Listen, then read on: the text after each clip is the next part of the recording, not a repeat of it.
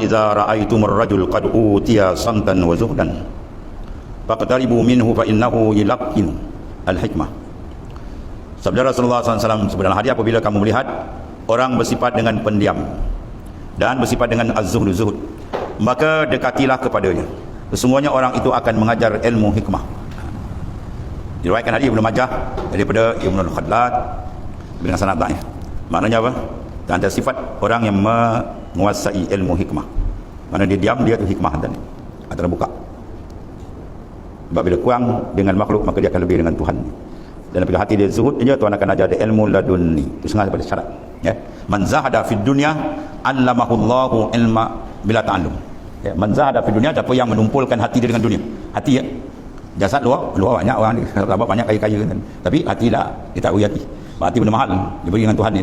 Man zahada fid dunya allamahullahu bila ta'allum. Siapa zuhud hati dengan dunia, Tuhan ajar dia tanpa orang mengajar. Itu mana ilmu bila wasitatin, tak ada wasitah direct terus. Pancaran nur terus daripada Allah Ta'ala. Ilham rabbani. Kemudian ada yang mengatakan bahawa orang alim itu ada kalanya seorang alim umum, iaitu mufti. Ya, mufti ni apa? Orang yang memberi fatwa. Seperti jangan kita kata tok guru saya beri fatwa, ya salah tu. Guru tak boleh beri fatwa, dia irsyad, dia bertunjuk, mengajar. Ya, kalau menghukum tu hukum qadi. Qadi kerja dia menghukum. Mufti kerja dia beri fatwa. Dan mereka itu adalah kawan sultan atau seorang alim khusus, dan dia itulah orang alim dengan ilmu tauhid dan amal perbuatan hati. Ini sengaja daripada alim billah. Ya. Dan mereka itu adalah kawan-kawan di pondok pesantren yang terpisah sendiri. Banyak itulah pesantren pondok kan. Jadi mereka ini tidak adalah masyhur pun. Ya. Masuk TV, masuk apa macam kan, patut-patut orang kenal. Padahal dia tu cerita kan, al-alim mu'allamah, seorang daripada wali besar. Ya, Tuan Syekh Sayyidi Abdul Rashid radhiyallahu anhu. Alim 32 ilmu, 4 mazhab, hafiz Quran, ribuan hadisnya. Ya. Mufti Negeri Sembilan punya Pak Saudara dulu. Syekh Faiz ni Pak Saudara. Sayyidi Abdul Rashid alim sahaja, tak kenal kan? Dia buat masjid dan dia buat masjid zikir. Terdekat Ahmadiyah jadi siang dalam tarawih. Jadi satu ketika kepala telaah saya lah, guru saya lah, sekarang pun dah meninggal, dia buka pondok di petani. Dia apa? Naratiwat. Dia dah dihanyai. Dia ngaji lama, dia ambil master dia apa? Di Morocco. Dia banyak ambil kitab ni lah. Ngaji dia banyak kena ngaji dia. Baca Batu Wahab, dia baca lagi Mahali. Banyak ambil kitab ngaji. Dan satu lagi dia pergi ziarah. Ketika tu dia mengaji, sebelum dia datang mengaji dan mengajar di Pasir Tumbuh dan di Kerandang, di pondok saya ngaji dulu lah. Dia mengaji di Lanai. Pondok Tunggu Jung Malanai, tu wali besar. Jadi bila dia pergi, masa tu dia mengaji Kedah, dia pergi jumpa Sayyidina Abdul Rashid, al-alim al-allamah. Sayyidina Rashid tanya dia, kat Kedah mengaji siapa alim? Siapa alim Kedah? Sebut ni. Dia pun sebut ni. Lain. Sebut ni lain. Ada satu pondok tu, pondok tak masyhur, kecil pondok. Tu alim dia. Ya, jadi bacaan dia tak tahu kan. Orang yang masuk pondok besar-besar ni terkenal. Dia tak kata tak, yang lain. Tiba-tiba sebut satu pondok kecil tak masyhur pondok tu. Tu alim dia. Mana dia tengok bukan tengok sebarang kan. Alim betul zahir wal batin. Ya, bukan sekadar alim luaran tak. Dua-dua dia alim. Ya, syariat wal haqiqah. Itu mana alim sungguh. Dia betul-betul panjang tengok. Oh, insya-Allah. Tilikan dia jauh kan. Orang alim billah dia tengok jauh. Ada yang mengatakan bahawa seperti Imam Ahmad Ibn Hanbal. Ya, ada seperti maknanya sungai Tigris, Dajlah tu. Di mana tiap-tiap orang menyaup air daripadanya. Jadi maknanya dia ambil air daripada sungai. Dan Nabi pula dipanggil apa? Kalbahar. Nabi ibarat laut. Ainal dalwaq. Mana kau punya centung. Kan ambil besar centung ni, so kita dapat sikit centung sikit lah. Jadi mahabbah kita kuat dengan Rasulullah tu, setiap kan centung ni besar dia nak bagi. Kalau ulama daripada sungai yang mengalir daripada laut, ya, Rasulullah SAW kalbahar, dia macam lautan luas, tidak mengurangkan cedokan air yang kita cedok. Luasnya, ya, ilmu Rasulullah SAW sangat hebat. Dan seperti Bishr Al-Haris adalah seperti seumur sumur, mana sumur telaga yang berisi air tawar yang tertutup, mana telaga yang terpelihara, ya, tempat orang ambil. Ya, dulu kalau telaga dia warna satu kaki ke bawah ni, air mineral betul. Tidak ada yang menuju kepadanya selain seorang demi seorang, ya. Dan orang ramai itu mengatakan bahawa si anu itu berilmu, si anu itu ahli ilmu kalam, si anu itu banyak bicara, si anu itu ya banyak kerja. Hanya macam tadi. Kemudian berkata Abu Sulaiman Ad-Darani radhiyallahu anhu, semua wali besar. Apa kata Abu Sulaiman Ad-Darani? Ya, dia di Syria Ad-Darani tempatnya.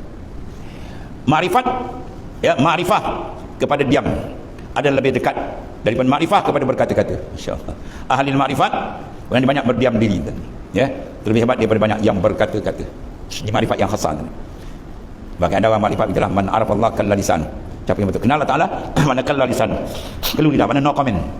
Dan adalah mengatakan bahawa apabila banyak ilmu maka sedikitlah bicara. Dan apabila banyak bicara maka sedikitlah ilmu. Macam-macam. Ini ilmu apa kan? Disebut dalam kitab-kitab umpama ihya, ni ilmu mana? Ilmu yang khas. ma'rifatan khassah, bukan ma'rifat biasa ni. Kemudian Sayyidina Salman Al-Farisi radhiyallahu anhu menulis surat kepada Sayyidina Abi Darda. Dua-dua ni sahabat Rasulullah SAW yang hebat-hebat lagi.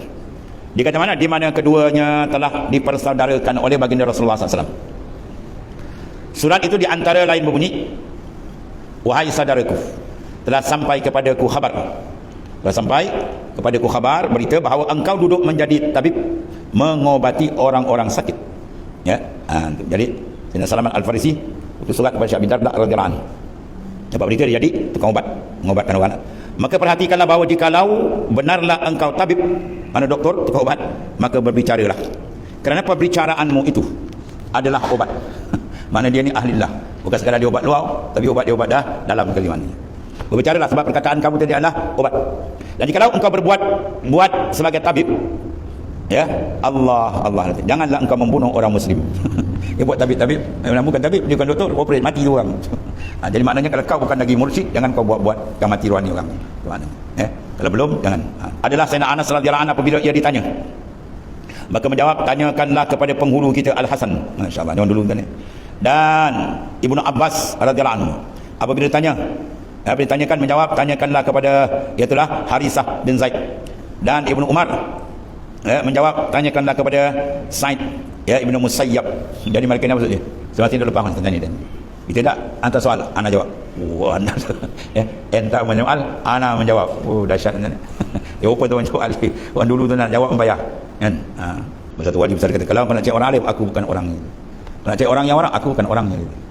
Kau nak berguru dengan dia, aku bukan orangnya. Dahsyat. Semua sifat mahmud, sifat hebat-hebat tu kata, aku bukan orangnya. Lain kau cari orang lain. Dahsyat.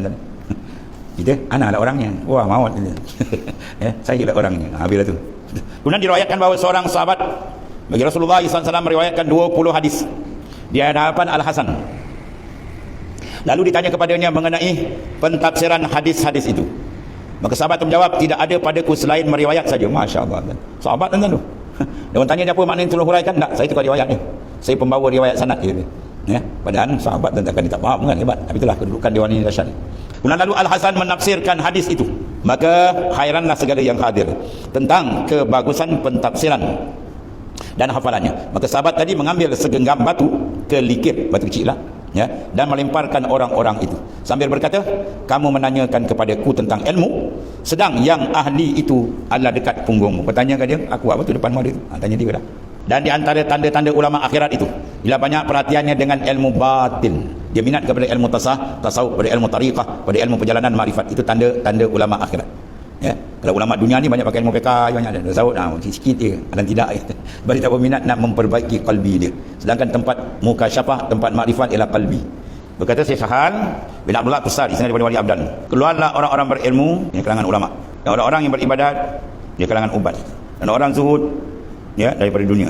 Maknanya golongan ulama, ubat, zuhad, ketahuilah bahawasanya orang berilmu dan orang ibadat tu semua tu, dia keluar daripada dunia itu, hati mereka terkunci kan Allah. Hati mereka terkunci dan tiada terbuka selain hati orang-orang siddiqin dan syuhada dan orang yang syahid. Berbuka syahid zahir atau syahid batin. Syahid batin mana orang sampai makam, mana syuhud akan Allah SWT. Dalam Iqadul Iman dia kata, inna syaddan nas hijaban al ulama wal ubad wal zuhad. Orang yang masih tebal lagi hijab dengan tuannya ulama. Yang kedua ahli ibadat, ubat. Yang ketiga az-zuhad wan zuhud. Tiga hebat ni pun masih terhijab. Bila mana mereka tak matikan pandangan diri dia. Dia pandang ilmu dia rasa hebat, yang ibadat power dia rasa dihandal, dia tak nampak itu semua daripada Tuhan. Dan itu seterusnya. Selama masih memiliki sesuatu di luar keperluan, maknanya dah ada keperluan dah cukup. Tapi simpan lagi, menandakan apa? Dia memberi sayang pada harta. Maka gimana tak sayang, dia cinta dengan Tuhan, yang mungkin nak jalan. Walaupun 1 dinar, maka dia tidak akan ditinggalkan oleh syaitan dari bisikan Allah. Mana bila ada benda syaitan akan bisik, tambah lagi, dia cocok. Tapi kalau benda ni tadi nak cocok tak ada, benda tak ada, umpan tak ada kan. Dalam memikirkan dinarnya, kan. Sebab dia ada dinar, dia takut hilang, takut kurang, takut tak bertambah, semua takut. Semua manusia duduk dalam keadaan takut. Yang tak takut aulia. Dia macam apa orang dulu cerita kan, dia jual rumah ni kecuali paku di tengah sini tak jual. Wah kacau, dia datang rumah dia tengok paku dia. Rumah dah jual. Macam tu hubud dunia tu ibarat apa? Anak syaitan ada dalam kalbi kamu. Bila anak syaitan ada, ibu dia datang tak? Bapak dia datang tak? Nak bagi dia yang datang, buang hub tu kasih dia yang ada. Sehingga sama dia tengok tak ada apa. Ada tak pun kan, sama di pandangan. Bila dia mantap, okey. Dia kata saya tak boleh masuk. Sebab umpan dia tak ada kan. Hub tu kasih dia, oh sedap ni mancing. Faham, terjongkang gitu kena. Maka dia tidak akan ditinggalkan oleh syaitan daripada bisikan dia. Ada dia khawatir, ya, was-was syaitan dalam memikirkan dinar dia. Ya, itulah bagaimana dia menjaga macam Nabi suruh. Pada apa dia belanja, nak belanja, nak beli apa, itulah dia pening kan. Cukup belanja lebih pula, kurang pula tak belanja pula. Sayang pula, kosong disimpan, dia main benda tu. Dia dibodohkan oleh pemikiran khayalat. Dia terhijab. Ya, itulah bagaimana dia menjaga, nak uruskan benda tu kan. Daripada apa ia nak belanja boleh pening kepada dia. Nak belanja macam ni kan, dah habis masa dia habis situ je. Dan bagaimana menyembunyikan dia pula supaya jangan bagi orang tahu. Macam-macam tetan bisik tadi. Sehingga tiada seorang pun yang tahu, ya. Atau bagaimana ia menonjolkannya pula ni kalau kaki tonjol. Sehingga ia dapat membanggakan. Yang bakhil tadi dia tutup, tak nak bagi orang tahu, kau minta kan. Yang jenis pula suka bangga pula, dia menonjolkan pula. Sebab apa? Bukan nak bagi, nak tunjuk dia hebat. Macam-macam. Jadi walhasil berlonggok-longgok kemusnahan di situ. Itu maknanya. Sehingga ia dapat membanggakan, dan begitulah seterusnya dengan bisikan-bisikan yang lain daripada syaitan tadi, ya. Maka barang siapa menancapkan kukunya dalam dunia lalu mengharap terlepas dari syaitan, dia ulurkan tangan di dalam dunia, tiba-tiba dia minta lepas daripada syaitan, adalah seperti orang yang membenamkan tangannya dalam air madu, ya, dan menyangka bahawa, ya, tiada akan jatuh padanya, ya. Itu hal yang mustahil. Berjalan dalam air, dia kata tak nak basah, tapi jalan mesti basah. Maka dunia adalah pintu besar untuk bisikan syaitan, dan syaitan itu tidak mampu, ya, syaitan tidak mempunyai satu pintu saja, tetapi mempunyai banyak pintu, ya. Maka seorang ahli hikmah Faisal mana orang yang punya psikologi yang tinggi dalam pandangan agama lah, dia ada psikologi orang ahli dunia. Dia berkata apa? Bahawa syaitan itu datang kepada seorang manusia dari pihak perbuatan maksiat. Mana lain maksiat semua dia masuk. Kalau manusia tidak mahu, dia jawab maksiat, dia minum arak, dia tak mahu. Nah, saya syaitan datang dari segi nasihat. So kita buat ibadat, kan? Ada main kata pula, dia tahu ni obat janda pun tak nak buat maksiat ni, dia suka ibadat. Okey, dia masuk dalam ibadat pula. Sehingga dia lemparkan manusia itu dalam perbuatan bid'ah. Mana kadang-kadang dia buat ibadat yang bercanggah. Pun ada juga. Ya. Kalau manusia itu enggan juga, maka saya disuruh menjaga diri dari dosa. Ya, dipanggil taharruj, dan bersikap keras. Sehingga diharamkan apa yang tidak haram. Macam itu pula. Ya, mana haram, waktu haram, yang haram habis diharam. Syaitan pandai dia masuk. Dia menipu. Kalau enggan juga masuk tu, saya diragukan pada wuduk dan salat, dia masuk was-was pula kan, orang habis semayang tak ambil semayang. Macam-macam hal dia masuk dan sehingga dikeluarkannya dari ilmu. Dia ada ilmu, dia macam bodoh kan.